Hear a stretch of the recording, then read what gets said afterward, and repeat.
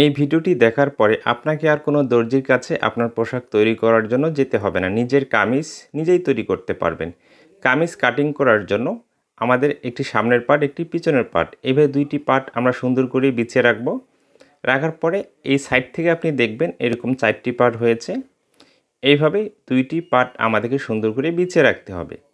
বিছিয়ে রাখার পরে আপনার লম্বার মাপ অনুযায়ী এভাবে মেজারমেন্টটি আপনাকে অ্যাকুরেট করে দেখতে হবে ঠিক আছে কি না। এরপরে কেচি দিয়ে আপনাকে যে কাজটি করতে হবে, এদিকে আঁকাবাঁকা থাকলে সমান করে কাটিং করে নিতে হবে।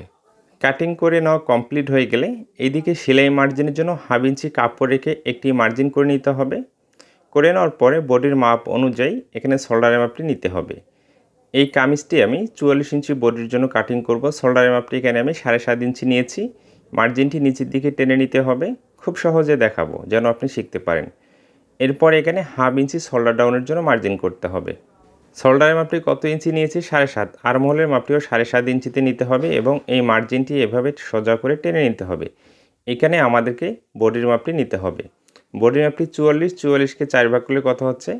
11 ইঞ্চি। 11 ইঞ্চিতে মার্জিন করব। সেলাই মার্জিনের জন্য 1 ইঞ্চি এক্সট্রা নিতে হবে। হাফ ইঞ্চি নিচে যে মার্জিন করেছি এখানে থেকে আর্মহোলের মাপটিকে একটি ভাগ করতে হবে এবং এখানে থেকে 1 ইঞ্চি উপরে একটি মার্জিন, হাফ ইঞ্চি বাড়িয়ে 1.5 ইঞ্চি উপরে একটি মার্জিন, এভাবে দুইটি মার্জিন করে সামনের পার্টের জন্য আর্মহোলের রাউন্ড শেপটি আমরা এখানে করে নিব, যেখানে 1 ইঞ্চিতে মার্জিন করে নিয়েছি এবং 1.5 ইঞ্চিতে যে মার্জিন করেছি এটা হচ্ছে পিছন পার্টের জন্য আর্মহোলের রাউন্ড শেপ। এইভাবে সুন্দর করে মার্জিনটি আমাদেরকে বডির মাপটির সাথে মিলিয়ে দিতে হবে। এভাবে মাপটি মিলিয়ে দেওয়ার পরে এখন গলার মাপটি নিতে হবে। গলার মাপটি পাশে 6 ইঞ্চি নিব। 6কে 2 ভাগ করে 3 ইঞ্চিতে মার্জিন করেছি। পিছন পার্টের গলাটি 3.5 ইঞ্চি এবং সামনের পার্টের গলাটি 6.5 ইঞ্চি। এই মার্জিনটি এইদিকে টেনে নিতে হবে। এই মার্জিনটাকেও টেনে নিতে হবে এবং এই মার্জিনটি নিচ বরাবর এইভাবে আমাদেরকে মিলিয়ে দিতে হবে। পিছন পার্টের জন্য অবশ্যই গোল গলার রাউন্ড শেপ করে দিতে হবে এবং সামনের পার্টের জন্য আপনার রুচি অনুযায়ী যে কোনো ডিজাইন গলা আপনি দিতে পারেন।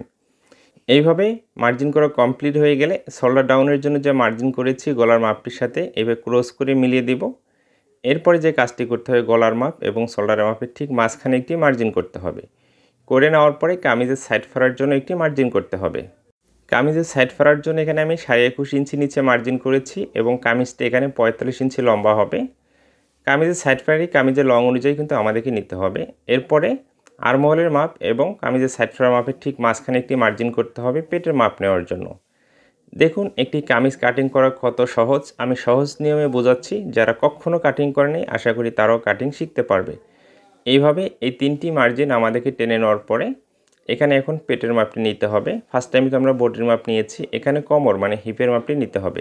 যে মাপটি আপনার আসবে সেটাকে 4 ভাগ করে 1 ভাগ নিতে হবে। সেলাই মার্জিনের জন্য 1 ইঞ্চি এক্সট্রা নিতে হবে।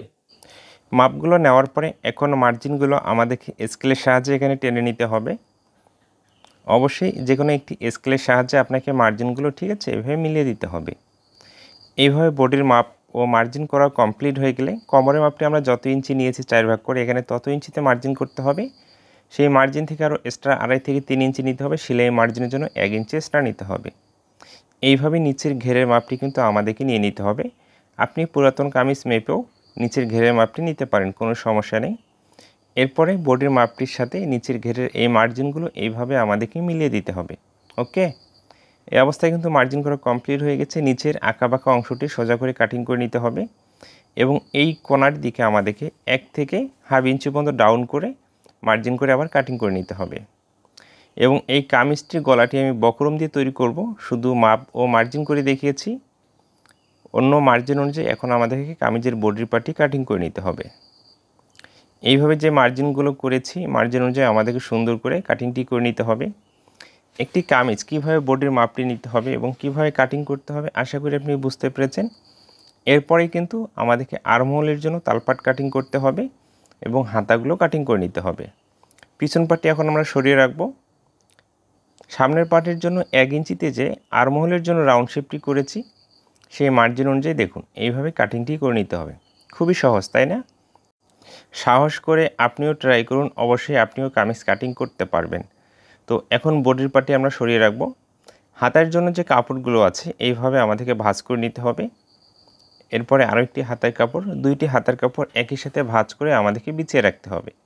বিছিয়ে রাখার পরে আঁকাবাঁকা থাকলে সমান করে কাটিং করে নিতে হবে। সেলাই মার্জিনের জন্য 1 থেকে 1.5 ইঞ্চি কাপড় রেখে একটি মার্জিন করবেন।